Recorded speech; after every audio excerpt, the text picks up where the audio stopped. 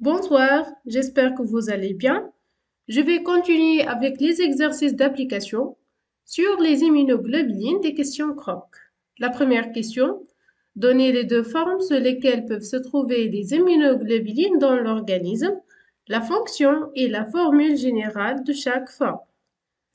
Les immunoglobulines peuvent être soit à la surface membranaire des cellules B, bien sûr, soit sécrétées, c'est-à-dire solubles. Pour les immunoglobulines membranaires, font partie du complexe BCR et les immunoglobulines solubles sont douées d'activité anticorps. La formule générale de l'immunoglobuline membranaire est H2L2, c'est-à-dire formée toujours par deux chaînes lourdes et deux chaînes légères associées par des liaisons de ponts de sulfure au niveau de la région charnière et donc toujours sous forme monomérique.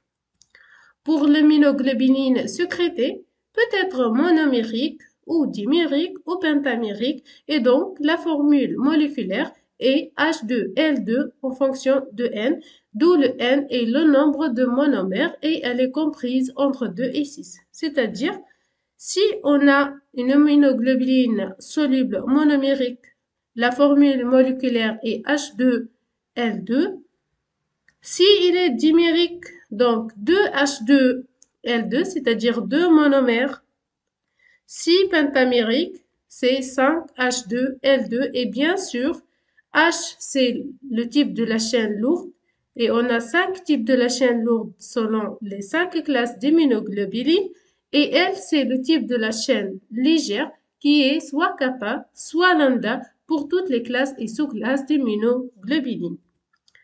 Et donc, vous savez qu'au cours de la maturation centrale des lymphocytes B au niveau de la moelle osseuse et en passant vers les organes lymphoïdes périphériques, le lymphocyte B mature naïf exprime à la fois un IgM membranaire et un IgD membranaire. Une fois la cellule B mature naïf rencontre l'antigène, elle s'active, se différencie pour donner des active, se prolifère, se différencie pour donner des plasmocytes, productrices d'immunoglobulines avec la possibilité de commutation de classe, c'est-à-dire soit IgM, soit IgE, soit IgG. Ça dépend des cytokines et le type d'antigène en question. Et parfois, si le lymphocyte B donc exprime un BCR qui reconnaît l'antigène de faible affinité, il y aura la maturation de l'affinité au niveau du centre germinatif. Et donc la plasmocyte est capable de produire l'immunoglobulines sécrétées jouant le rôle d'anticorps. Et donc la seule différence entre l'immunoglobuline sécrétée et l'immunoglobuline membranaire, c'est que cette immunoglobuline est dépourvue d'un domaine transmembranaire. C'est pour cette raison que l'immunoglobuline sécrétée est la copie de l'immunoglobuline membranaire. Et voilà, donc juste les IgM et l'IgD membranaires font partie du complexe BCR. Parce que le complexe BCR est formé par ces deux immunoglobulines, mais aussi avec une unité de transduction du signal qui est le CD79A et B. La formule moléculaire de l'immunoglobuline M membranaire qui est monomérique et en se basant du type de la chaîne lourde qui est nue et la chaîne légère qui est soit kappa soit lambda, la formule moléculaire est nu2 lambda 2 ou nu2 kappa 2. Le même principe pour l'IgD. L'IgD toujours se trouve à la surface membranaire et toujours monomérique. La chaîne lourde d'IgD est delta. La chaîne légère, elle est commune entre toutes les classes d'immunoglobulines qui est soit lambda, soit kappa. Et donc la formule moléculaire est delta 2 lambda 2 ou delta 2 kappa 2.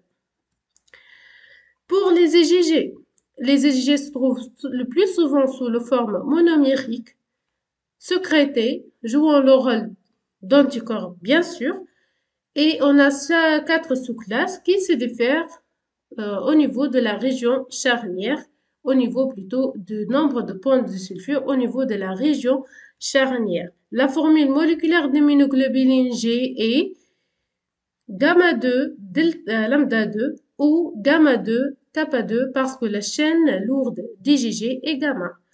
Pour les IgM solubles qui jouent le rôle d'anticorps sont le plus souvent pentamériques, c'est-à-dire formés par 5 monomères d'immunoglobuline M liés par la jonction. Et donc, comme j'ai 5 monomères, logiquement, donc, on a 10 paratopes parce que chaque monomère est formé par 2 paratopes et donc 2 fois 5, ça sera 10. Et comme chaque paratope, il est formé par 6 CDR et on a 10 paratopes, donc 6 fois 10, ça sera 70 CDR. La formule moléculaire d'IgM, comme il est formé par 5 monomères, donc 5 entre parenthèses nu2 lambda 2 ou plus la jonction bien sûr, ou 5 nu2 kappa 2 plus la jonction. Pour les EGA sécrétoires qui sont les plus fréquemment présents au niveau des sécrétions et qui permettent la défense des muqueuses, est formé par 2 monomères d'immunoglobuline A liés par la jonction G avec la présence d'un composant sécrétoire qui protège cette immunoglobuline contre des protéases présentes dans l'environnement. Et donc, logiquement, comme chaque monomère est formé par 2 paratopes et on a 2 monomères, donc 2 fois 4, ça sera 4 paratopes. Pour un paratope, on a 6 CDR. Pour 4 paratopes, 6 fois 4, ça sera 24 CDR. La formule moléculaire de l'immunoglobuline A sécrétoire est 2-alpha-2 lambda 2 plus la jonction plus composant sécrétoire ou 2-alpha-2 kappa 2 plus jonction plus le composant sécrétoire. Passons maintenant vers la dernière classe des immunoglobulines qui est les IgE. Les IgE sont le plus souvent monomériques et qui sont produites essentiellement au cours des défenses antiparasitaires et anti-allergiques, c'est-à-dire la réponse immunitaire du type anaphylactique.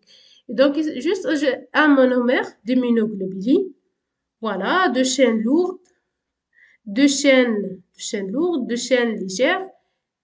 Là, ici, les IgE ne comportent pas de région charnière, de paratopes et donc d'où c'est dire la formule moléculaire est epsilon 2 lambda 2 ou epsilon 2 kappa 2.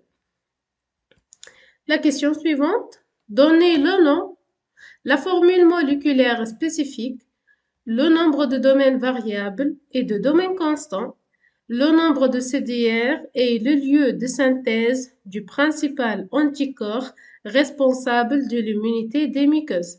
On a dit tout à l'heure que la principale immunoglobuline des muqueuses est les SIGA, c'est-à-dire les immunoglobulines A sécrétoires.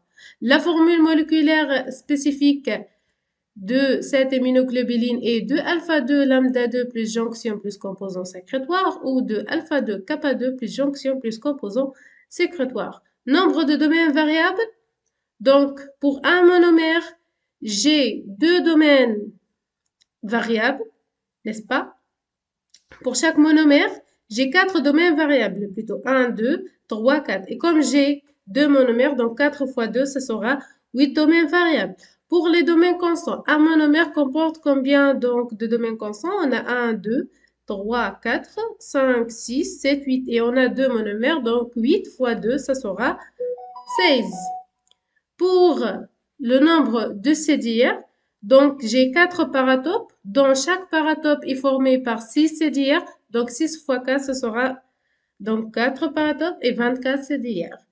Et bien sûr, elle est responsable de l'immunité des muqueuses et des sécrétions. Question suivante.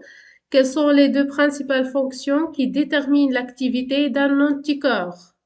Donnez pour chaque fonction la région de la molécule d'immunoglobuline impliquée et sa formule moléculaire générale dans le cas d'un anticorps d'isotype IgG.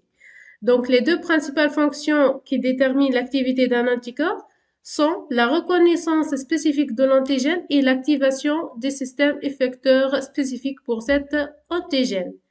Les régions responsables de ces activités au niveau de l'anticorps sont la région FAB qui permet la reconnaissance spécifique de l'antigène. Voilà, c'est la région FAB. Donc, une immunoglobuline possède deux FAB. Pour chaque fragment FAB, on a deux domaines variables, VH et VL, et deux domaines constants, CH et CL. D'accord? La région qui permet l'activation des cellules effectrices spécifiques de cet antigène, c'est la région FC qui est formée par 4 domaines constants de la chaîne lourde, bien sûr, parce que la chaîne légère comporte un seul domaine constant. Par contre, la chaîne lourde comporte de 1 à 4 domaines constants. Ça dépend les immunoglobulines. Par exemple, les IgE et les IgM possèdent 4 domaines constants au niveau de la chaîne lourde. Par contre, les autres, c'est-à-dire les IgG, les IgA et les IgD, possèdent 3 domaines constants de la chaîne lourde. Quatrième question, c'était les fonctions principales assurées par la région FAB et celles assurées par la région FC. Les fonctions assurées par la région FAB, qui est toujours en contact avec l'antigène, c'est la neutralisation des toxines bactériennes, l'opsonisation des antigènes pour faciliter la phagocytose, blocage de l'infectiosité virale en inhibant l'entrée du virus dans la cellule hôte, la régulation édiotypique de la sécrétion des immunoglobulines. Les fonctions assurées par la région FC sont l'activation du complément par la voie classique, ce qui permet la cytotoxicité dépendante du complément. La DCC, c'est la cytotoxicité dépendante d'anticorps. Le transport d'immunoglobulines à travers les cellules épithéliales et endothéliales. Et donc, voilà comment ça se fait en fait les choses. Ici, les anticorps se fixent sur les toxines. Neutralisation des toxines, inhiber la pénétration de ces toxines au niveau de la cellule. Aussi bien la neutralisation des virus, en se fixant sur le virus, il y aura l'empêchement de l'entrée de ce virus dans la cellule hôte. La phagocytose dépendante d'opsonie. Ici, j'ai une bactérie au niveau du milieu extracellulaire. Lorsqu'il y a une pénétration de cette bactérie, c'est-à-dire agression externe et entrée de cette bactérie, les anticorps vont se fixer sur cette bactérie, formation donc de complexes humains antigènes, anticorps. Bien sûr, les macrophages et toutes cellules phagocytaires, en fait, même les polynucléaires neutrophiles, possèdent des récepteurs pour le fragment FC de cette immunoglobuline, ce qui facilite en fait l'endocytose et l'entrée de ce complexe humain, la formation bien sûr d'une vésicule et le phagosome. Donc, par la suite, la formation de phagosome, lysosome, c'est l'ophagolysosome, et bien sûr, l'élimination de cette bactérie par des substances cytotoxiques qui sont présentes au niveau de ces cellules phagocytaires. Quelles sont les 5 principales conséquences biologiques de l'interaction entre le fragment FC de l'immunoglobuline avec son récepteur spécifique qui est présent à la surface des cellules, bien sûr? Tout à fait. Au premier temps, on a l'augmentation de l'activité phagocytaire des polynucléaires neutrophiles et des monocytes macrophages, l'augmentation de la DCC par les cellules cytotoxiques, l'endocytose des particules recouvertes d'immunoglobulines par les macrophages, le développement des réactions inflammatoires de type anaphylactique et finalement la maturation de l'affinité et la mémoire des LB. Voilà en fait comment se fait les choses.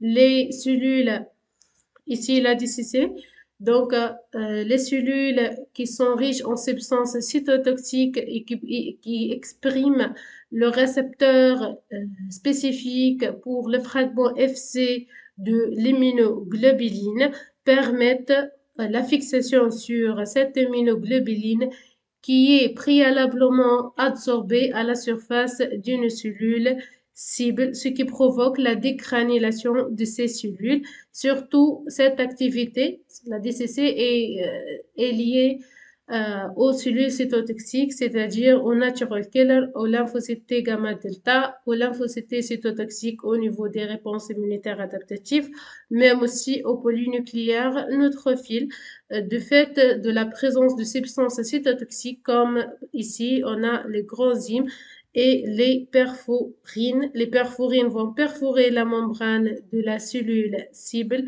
Les granzymes activent les caspases au niveau intracellulaire, ce qui induit l'apoptose de la cellule cible, qui est le plus souvent une cellule infectée par un virus ou une bactérie à multiplication intracellulaire ou même cellule modifiée ou tumorale. Dans l'hypersensibilité immédiate du type 1, on a au repos la phase de sensibilisation. Les mastocytes vont être sensibilisés par des fragments, par des immunoglobulines d'isotype IgE. En fait, les mastocytes expriment un récepteur spécifique pour le fragment FC des IgE, qui est le FC epsilon R1. Une fois que l'allergène est là, est présent, donc les immunoglobulines vont se fixer par la région Fab sur cet allergène et bien sûr, ça active le mastocyte qui va libérer le continu et surtout l'histamine et le sérotonine pour donc détruire cet allergène. Au niveau de la défense antiparasitaire, aussi les IgE jouent un rôle très important pour éliminer les parasites, les parasites, surtout en cas des helminthes, comme les cystodes ténia par exemple, Ténia saginata. Donc, bien sûr, un cystode ne peut pas être éliminé par phagocytose. C'est pour cette raison. Une fois que les IgE sont absorbés donc, sur cette helminthe, voilà, par la région Fab, on dit c'est la neutralisation en fait de parasites. Les éosinophiles expriment à leur surface un récepteur spécifique pour le fragment FC des IgE, qui est le FC epsilon R2 ou bien le CD23. Et ceci aboutit à la dégranulation de ces cellules, d'accord? Et voilà, il y aura donc l'élimination de l'helminthe. Et il faut noter ici que l'affinité de l'immunoglobuline E pour le FC epsilon R1 elle est plus importante par rapport à son affinité au FC epsilon R2. La phagocytose dépendante d'opsonine. Donc, le plus souvent, les opsonines sont généralement les anticorps, mais aussi les molécules les protéines du complément, surtout le C3b. Le C3b, c'est l'opsonine majeure de complément. Donc, voilà comment aussi la phagocytose passe facilitée par des anticorps. Donc, juste la bactérie est sensibilisée par des anticorps, ou bien on dit opsonisée. Et les macrophages expriment bien sûr le récepteur spécifique pour cette immunoglobuline et il y aura élimination par la suite par phagocytose.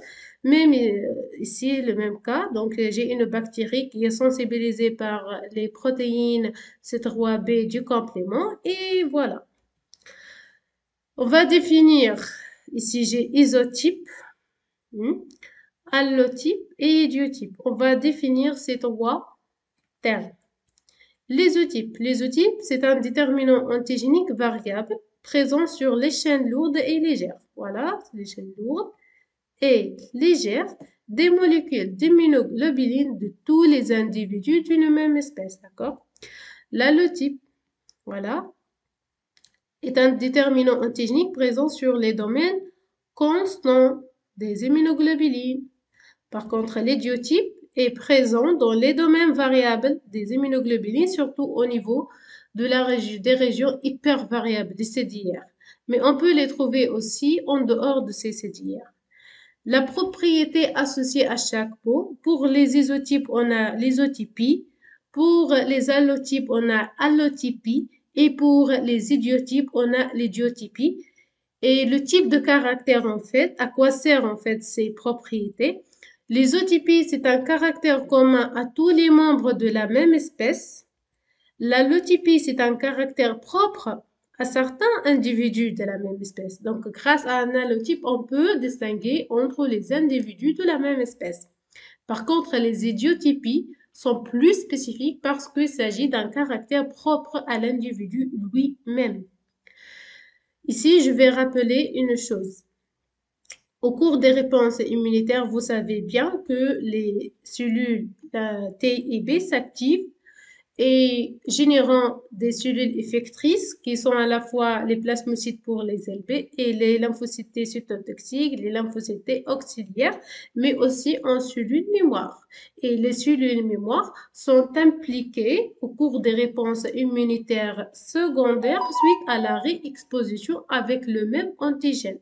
Et donc la réponse secondaire, comme vous observez ici, elle est plus rapide et plus importante et donc la protection, elle est plus durable. Voilà, c'était le nom de la principale immunoglobuline produite au cours des réponses immunitaires primaires, c'est-à-dire ici. Pardon. Sa formule moléculaire et les cellules protectrices. Au cours des réponses immunitaires primaires, c'est la première fois que le système immunitaire rencontre cet antigène. Et donc, bien sûr, il s'agit des IgM. La formule moléculaire est 5Nu2 lambda 2 plus jonction ou 5Nu2 kappa 2 plus jonction. Il s'agit d'un IgM pentamérique parce que les IgM monomériques sont uniquement sur la surface membranaire. Et bien sûr, ce sont les LB naïfs qui vont s'activer et se différencier en plasmocytes protectrices de cet isotype.